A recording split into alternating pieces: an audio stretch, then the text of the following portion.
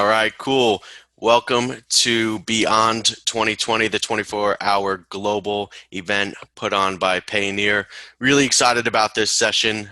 My name is TJ Highland. I head up partnerships for Payoneer, responsible for the North America region. And with me today is James Thomson. James, how you doing? Thanks for having me on, and I'm glad we're not interviewing at 3 o'clock in the morning for your 24-hour session. Yeah, so, just so you guys know, we are pre-recording these sessions. We will be talking absolutely about timely information, but it is a couple days before because we don't want to be doing this at 3 a.m. But a little bit about James. James is a partner at Buy Box Experts, which is a managed service agency supporting brand executive teams that sell online and specifically about those that sell on Amazon.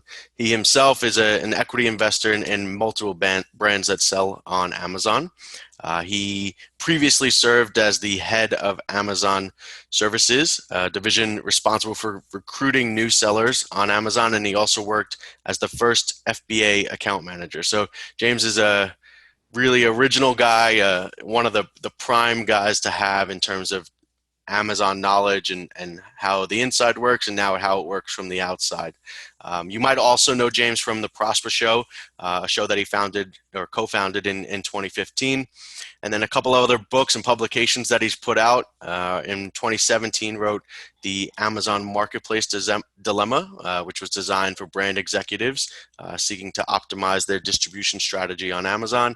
And then co-authored a book called Controlling Your Brand in the Age of Amazon.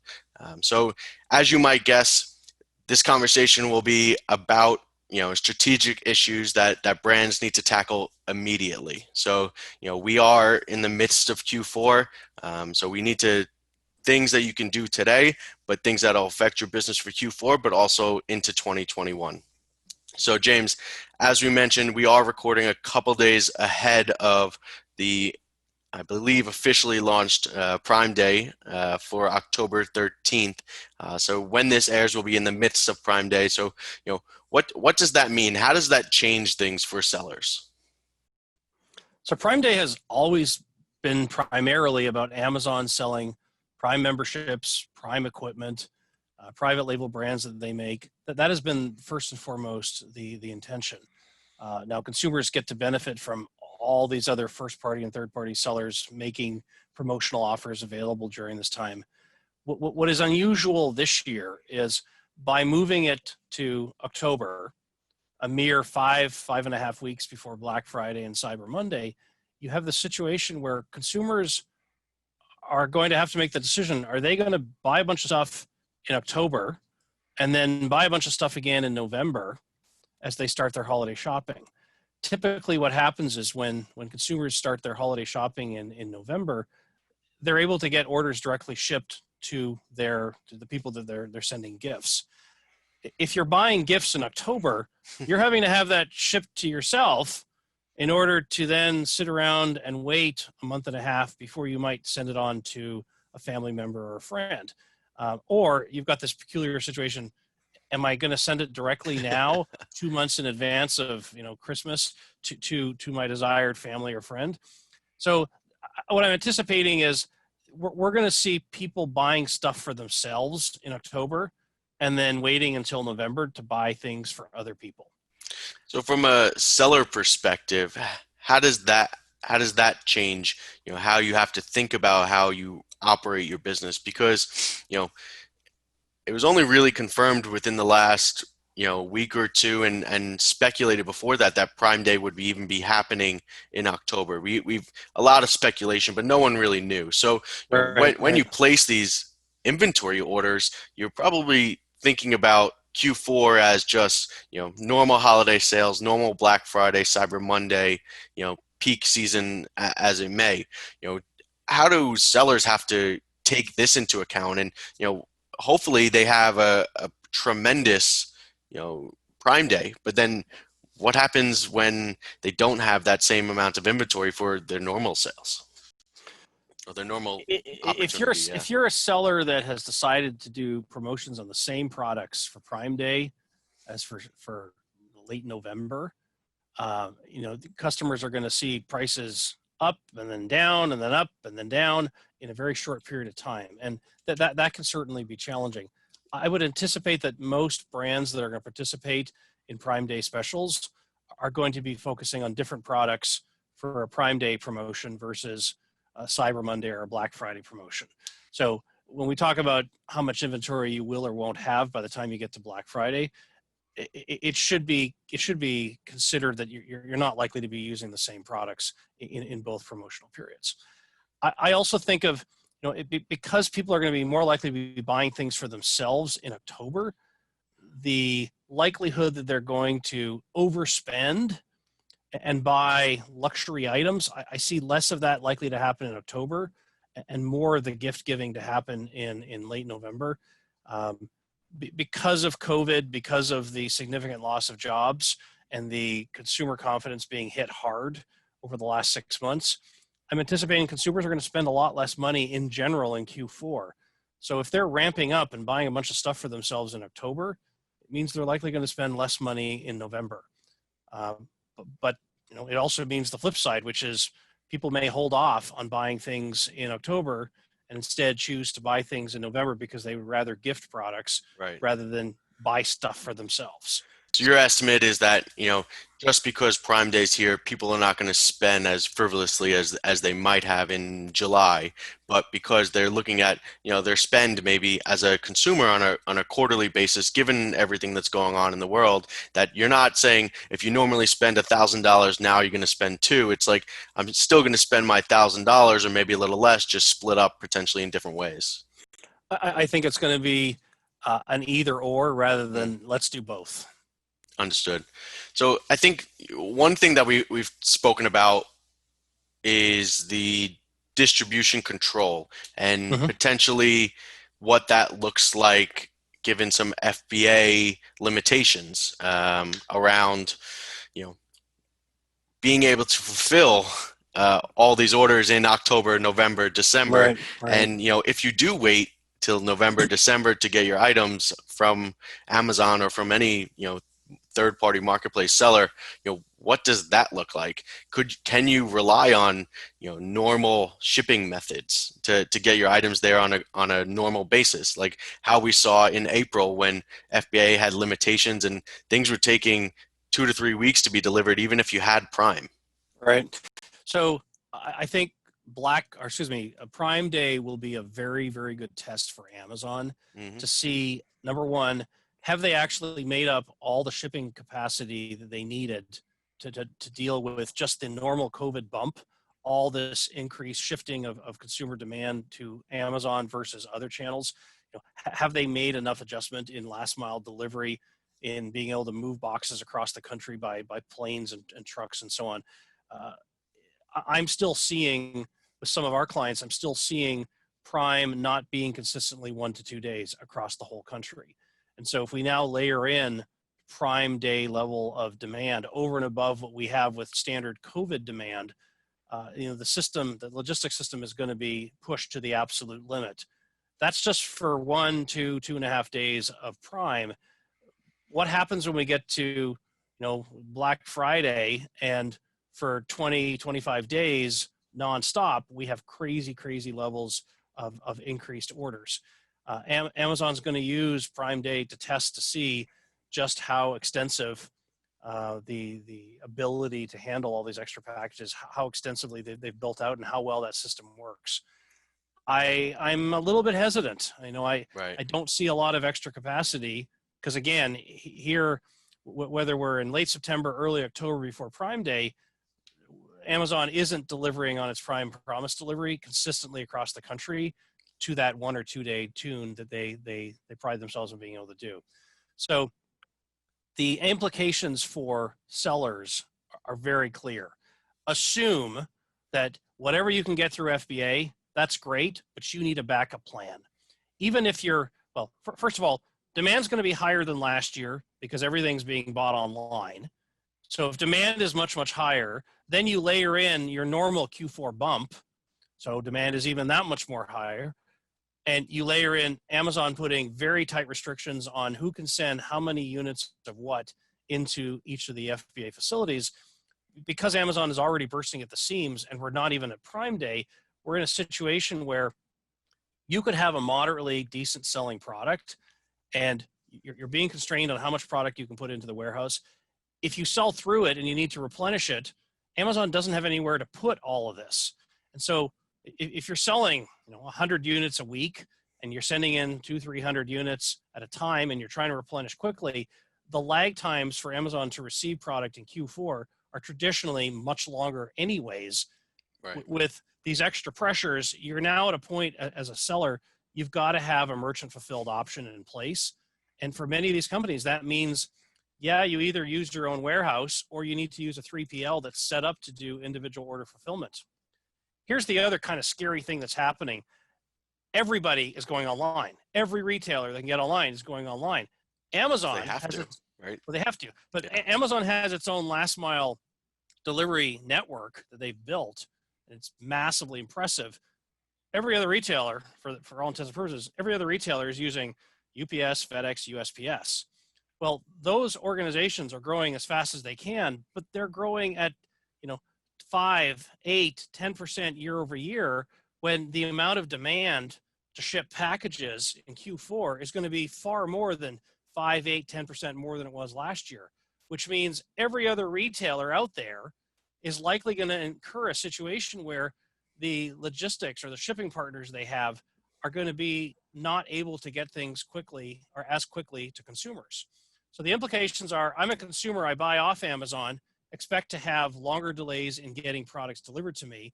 If I buy on Amazon, expect that some of the best-selling products are going to be sold out and hard to replenish in time for me to be, December 15th, deciding to buy something last minute. So very much encourage consumers who are listening, or anybody who's listening who is also a consumer on Amazon, do your purchases early. Get your shopping done early, because the whole system is bursting at the seams, getting stuff into the warehouse, getting stuff out of the warehouse, getting stuff from the warehouse to your home. All of those different parts of the logistics network are being pushed to the absolute limit. If anybody can figure out how to push more packages through, it's going to be Amazon. But even Amazon's going to be pushed to the limit just based on COVID, increased demand, plus the fact that they just haven't been able to build out their warehouses fast enough to be able to absorb all this increased demand for their warehouse space. Right. So we think about that exactly. So they have increased absolutely, I think they call it like Amazon cargo, and the cargo planes to get the Yep. items from, across the country, but Yep. they're still relying on these partners to get it last mile. And that's really where the log jam happens, or is Amazon delivers about 2/3 of their own packages in the United States. This is what I read recently. 2/3. Wow. Unbelievable. But 2/3 means there's still a third somebody else is delivering. The Postal Service is going to deliver 1.5 billion packages for Amazon this year. And that's less than, I believe it's like 9 or 10% of all Amazon packages. You've still got UPS doing, I think the number was like 16%, 18%. And FedEx apparently is still doing a tiny little bit.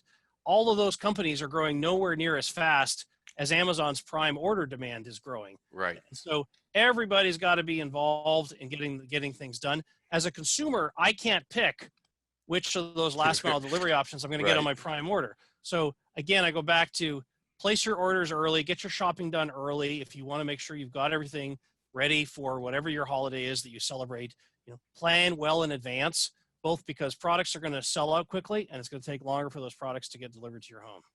And now from the seller perspective, yes, FBA is a great solution, and you should use it, right? But then also there's, like we mentioned, having an alternative or having a solution to supplement that for if you sell out and you can't get back in. Right. Yep. Now is the time to set up that relationship, or you should have it set up already. Do not wait until you run out in November 1st after Prime Day and have nothing else, no ability to send back to Amazon. The one thing that I've heard from sellers is, I don't want to do FBM because it's not Prime eligible for me and I won't get enough sales, which is absolutely a fair point. Then we look at the seller fulfilled Prime program, which is great in theory, but sellers can't really keep up with the, I guess, expectations of that program, right? Well, plus there's only a couple hundred sellers that are in the program. because it's still in beta mode. And so Right. it's been closed for, I think, 2 years. So it's essentially irrelevant for just about everybody who is otherwise an FBA seller. So you're looking at FBA and merchant fulfilled.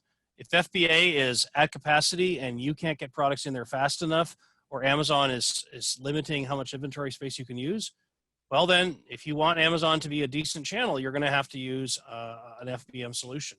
And yes, those products won't be Prime eligible. And yes, if your competitors are Prime eligible and in stock, you probably won't get the sale.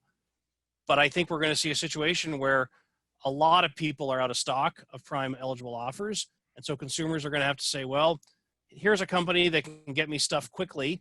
So make sure your FBM offers are clearly labeled with realistic shipping times, and make sure you've got a partner who can do those individual order fulfillment and do it reliably, so that you don't end up getting hit with, late delivery charges, or late delivery complaints from customers.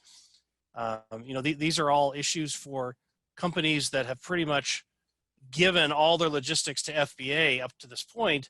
It's a really scary time. And unlike back in March, when Amazon did this essential, non-essential product split, this FBA situation is one where, assuming you're allowed to ship stuff into FBA, everybody is waiting with the 18-wheeler in the parking lot. It doesn't matter that your product sells a little bit better than the next guy. If it was accepted to be sent into FBA, those trucks still all have to line up and wait for their receiving slot. Right. And that's what I think, we wanted to talk about things that brands can tackle and do right now. And I think looking into what your alternatives are on a 3PL solution to make sure you're not, sitting there with no ability is something that you can look at now and try and make a meaningful step forward in your business. There are 3PLs out there that can get you up and running within about 3 weeks, some of them even shorter than that. But assuming you call them today, you set up the paperwork in the next 2 to 3 days, you figure out what inventory you're going to actually send them, you send it to them, and you probably have to distribute inventory across more than one geographic location in the country in order to have appropriate, shipping expenses on 1 to 2 day delivery of those packages from those different warehouses. I mean, it's going to take you 3 weeks to get set up. So if you're listening to this today and it's October 14th and you're saying, right, I need to do that, oy, oy, oy. I mean, you're not going to be up and running until probably just before the middle of November, and things start to pick up a week and a half or so before the Black Friday week, with Amazon starting to do lightning deals and all that kind of exciting stuff. So, if you haven't done this already, you've got to find a solution right away, or you need to prioritize which products are the ones you want to sell, and everything else, get rid of it. Essentially, right. You need to suppress availability of product if you can't handle the demand that may come from the products you make available. Right. And now I also want to talk about some other issues that brands might have now and in the future. And we talked about, bringing a brand and being a brand on a marketplace like Amazon, where the idea of resellers is extremely common, but then the idea of or the notion of unauthorized sellers or resellers of your brand, of your product, is growing, and it's common, and it's somewhat hard to combat at times. How would you suggest that a brand limits the unauthorized sellers of their products?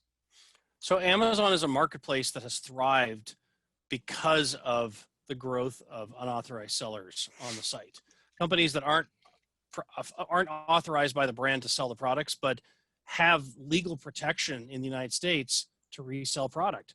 Whether those are guys doing retail arbitrage, buying in the store, then turning around and selling it again on Amazon, or whether they're people that are buying diverted inventory and then turning around and being sellers on Amazon. They're all widgets as far as Amazon's concerned. Right. So if you can get your hands on some widgets at a price that allows you to pay the Amazon fees and still make a buck, let's do it. And because of the availability of sales rank data on Amazon, you can see what products are selling well. So if I can get my hands on 1,000 units of product XYZ, and I can see that the demand is far surpasses the product level that I'm buying, I'm sure I can inject that into the demand and get rid of it quickly and make a few bucks. So there are literally hundreds of thousands of unauthorized sellers on Amazon, and that's just what it is. And Amazon's not interested in getting into the discussion around whether a brand has a distribution agreement with authorized sellers. Amazon will not help you remove unauthorized sellers.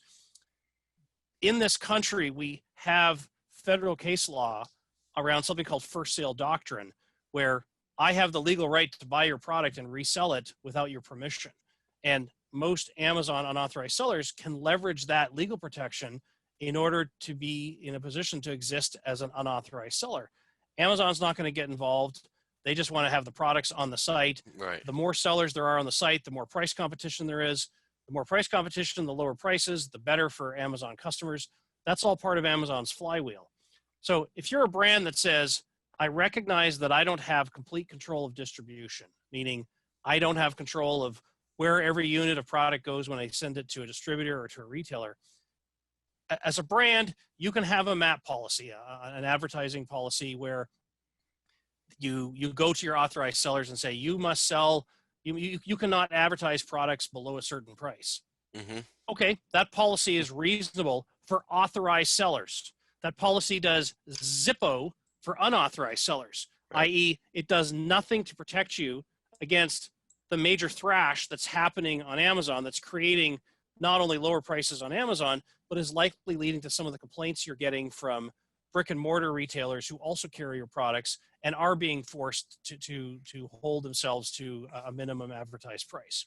So I wrote a book earlier this year with an attorney where we looked at specifically how do you put legal protections in place so that you can eliminate the unauthorized seller problem. It turns out you can do the legal work, but for most brands, if they historically have said, we let our sales team sell to whoever, whether it's distributors or retailers, and we assume that they're selling to the right places, unless you're actively enforcing and making sure that the inventory is actually going to the retail distributions or the retail networks where it's supposed to go, assume that somebody's going to get their hands on some of that inventory and put it on Amazon. Right. For many brands, they don't want to have those difficult conversations with established retailers and established distributors to say, we don't want you selling outside of these authorized retailers. And if we catch you selling, then we're going to stop supplying you with product. That's not a conversation that sales teams like to have. It's also a conversation that's very difficult to have without the senior executives of the company buying into the idea that if they're going to clean up distribution, it's going to create noise for 3 to 6 months. It's going to create some difficult conversations. But unless brands evolve to address the fact that there are these huge online marketplaces that welcome everyone and anyone to show up and sell product, i.e. to create an incentive for unauthorized sellers to jump on different brands' products, unless brands evolve their channel management strategy to tighten up distribution, what's going to end up happening is somebody else is going to create your branding content on Amazon. Somebody else is going to decide at what price your products are being sold. Those are not good levers to give up to some random unauthorized seller. And yet that's what many brands for literally 20 years have been doing on Amazon. And now that the demand on Amazon is as large as it is, it's hard for brands to pretend that that problem doesn't exist. So what I'm taking away from this is there are unauthorized sellers. There's almost always going to be unauthorized sellers on given the marketplace model. So if you are a brand, how do you work with an unauthorized seller of your business? Because, the one side is we look at it and say, shut them down, put up walls, make it so we have clean distribution channels. The other side is, there are sellers and they may be doing really well. How do we work with them to maybe make them one of our distribution channels and make it more official? They don't necessarily know they're doing anything wrong. Maybe they do, but legally, like you said, they're not really doing anything wrong, or they have a right to do that. So, how do you work with them to grow it and leverage it and make it something legit part of your business, and they become an authorized seller rather than just an unauthorized seller, right? So we could have a 1-hour conversation on this topic. I think the important distinction here is for many brands, they will have authorized brick and mortar retailers, and then they will designate one or few of those retail partners and say, you have the right to sell on Amazon. Mm. That's a very common approach. And the challenge with that approach is that the skills that a retailer needs to be successful in a brick and mortar setting are very different skills than what it takes to be successful on Amazon. And so if you're designating a successful retailer that has a bunch of stores that sells a bunch of product, how do you know that those people know how to do a good job on Amazon? Chances are they're not the best party to use if you want to protect your brand, protect your pricing, be able to drive better traffic to Amazon in an efficient way through different types of advertising. Those types of skills are completely different than what a retailer who knows how to set up a display and keep things in stock. Right. It's just a different set of skills.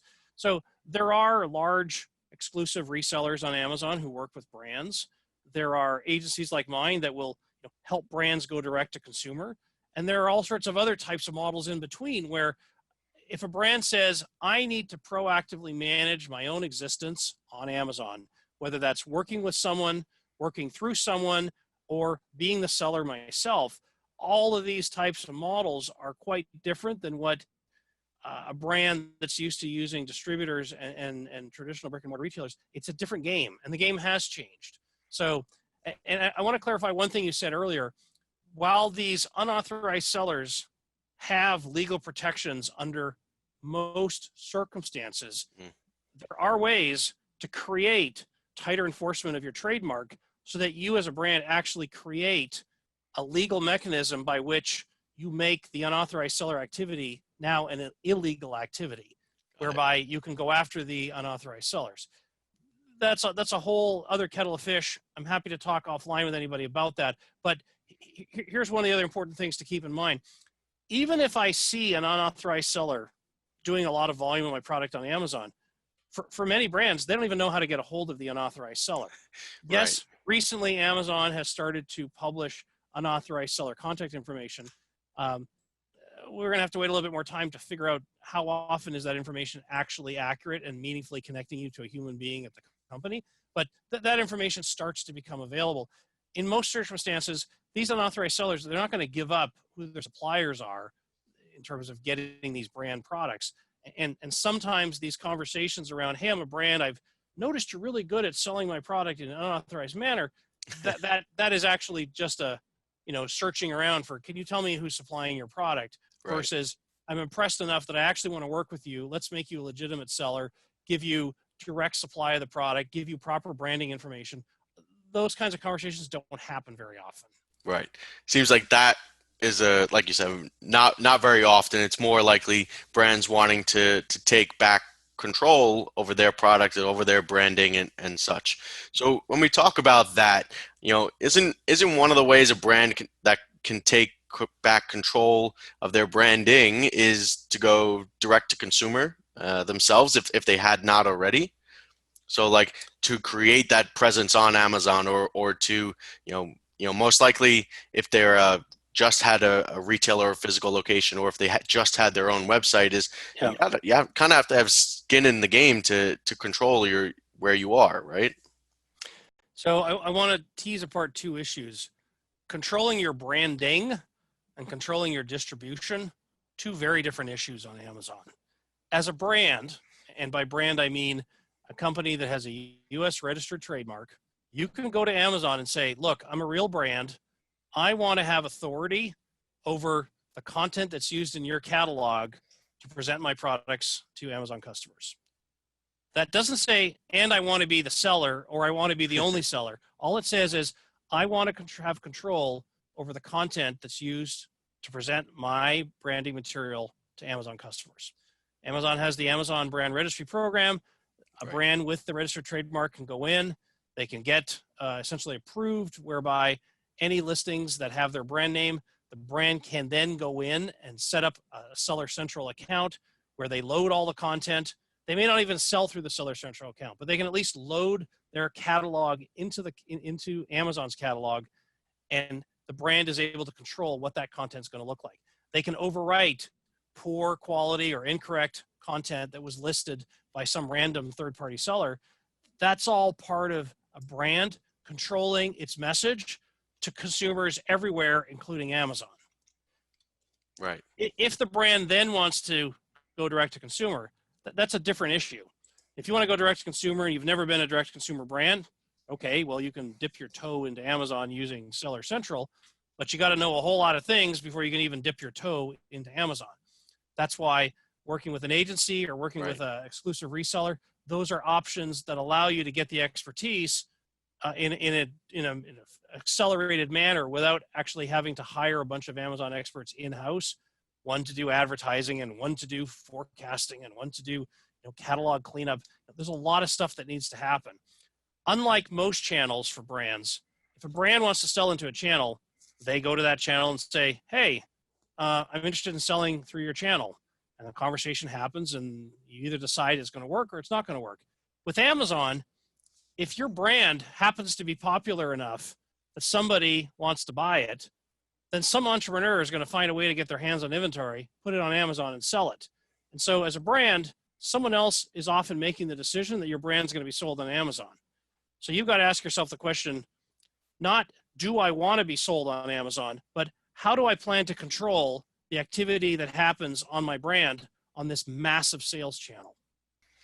The other thing I think brands, or maybe smaller brands that have a unique product or something, there's always the thought that you are when you sell on Amazon, you're competing against Amazon. Amazon is very much a seller as well, and isn't it also a thought that sellers should have, or somewhere in the back of their mind that you know there's a lot of data that Amazon has, and they've created Amazon Basics and a lot of their own brands under the Amazon name, and how can you help protect yourself in that situation so that Amazon doesn't just come out and make a private label version of exactly what you have, because they know you've been selling and doing super well on their marketplace. So there are antitrust investigations going in to Amazon right now. State attorney generals, federal U.S. Congress, European Trade Commission. Those conversations will continue, but as a brand selling on Amazon, like, don't hang your hat on those discussions. Right. Things may change, but when they change, they'll change on somebody else's time frame, not on your time frame as a brand. Here's the important thing to think about Amazon. There's a ton of data that's publicly available to everyone. Yes, there's also some data that only Amazon has access to, but based just on the publicly available data, what products are selling best? How much volume do they sell? What kind of brand analytic data can I pull out of to figure out who's bidding on what terms and who's doing well indexing on what terms? There's more than enough data for companies not called Amazon to go and build private label brands Yep. that are going to eat your lunch.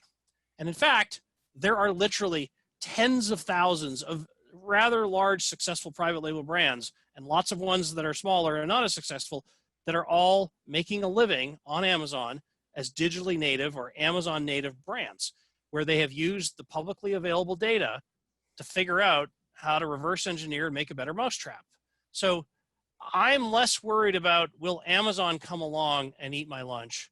And I'm much more worried about, what am I doing to stay ahead of all the other entrepreneurs out there who may decide that my product is a prime target to come after and reinvent and sell for 10 cents less than what I sell it at. Right. There are national brands today that come onto Amazon and they're stunned that they're not able to get any meaningful share, because there's a whole bunch of brands they've never heard of that know how to play the Amazon game really well and are generating an awful lot of sales. Maybe not an individual brand selling well, but collectively, all these private label brands are all doing well enough that the big national brand that shows up and thinks, well, I should be able to get a big piece of this. Yeah, you might eventually, but you've got to play the Amazon game, which is not a game that says, congratulations on having 25 years of successful brand equity. We welcome you to the front of the line. It doesn't work that way on Amazon. So Right. back to your original question, Amazon may decide to get into your particular product category and may decide to compete against you. And if that happens, it's going to be tough. It's going to be really tough, because Amazon doesn't have to make the same kind of margin that you as a seller probably have to make in order to survive. If you are not diversified into more than just one product, you're going to be susceptible anyways to any better third-party seller, private digitally native brand Right. that decides to come after you. And so my bigger fear is you're going to lose share because you don't keep innovating, you don't keep looking for ways to make your product better, you don't keep looking for ways to increase product reviews, you don't continue to invest in advertising to drive more and more traffic. If you're not doing all those things, at some point somebody will say, you fell asleep and I came along and I ate your lunch.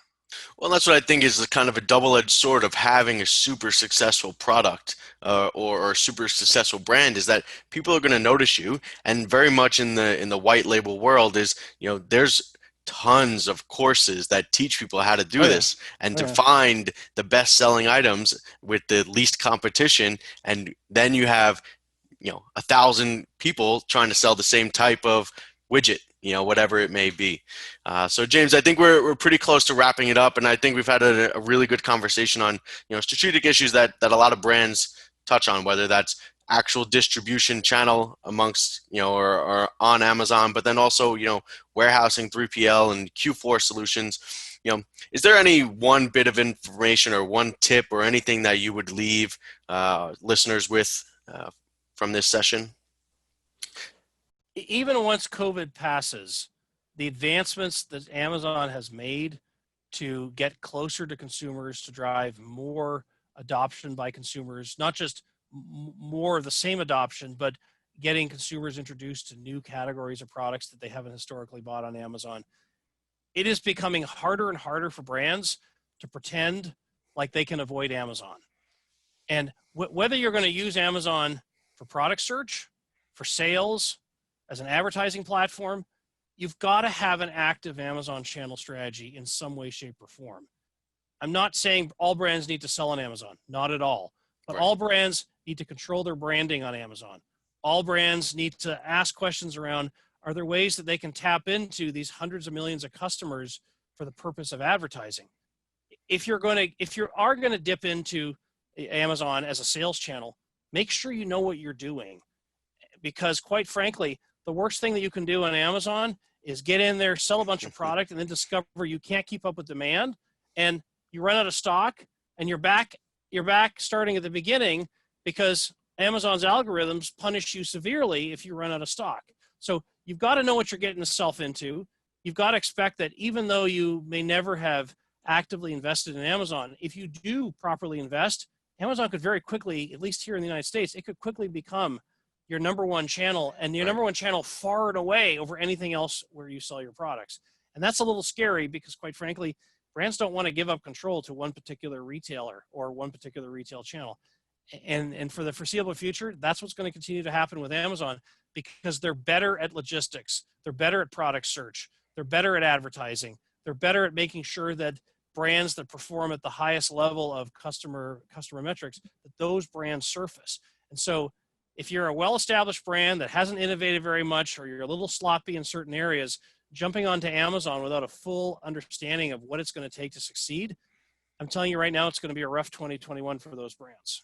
And what I would say is, if you are a brand that hasn't gone on to Amazon or taken that step yet, is to leverage the experts, and to plug you guys, leverage buy box experts, because you guys know what you're doing. Absolutely, we talked about your background, and if you listen to the last 35 40 minutes and you don't believe a word that James said, I think you're just wrong. This man knows everything, or almost everything. I won't say everything about Amazon. So the experts know what's going on with Amazon. They know how to take your brand and create your presence, and they know the algorithms that Amazon works with. So leveraging experts like buy box experts can absolutely help your brand and take you guys to the next level.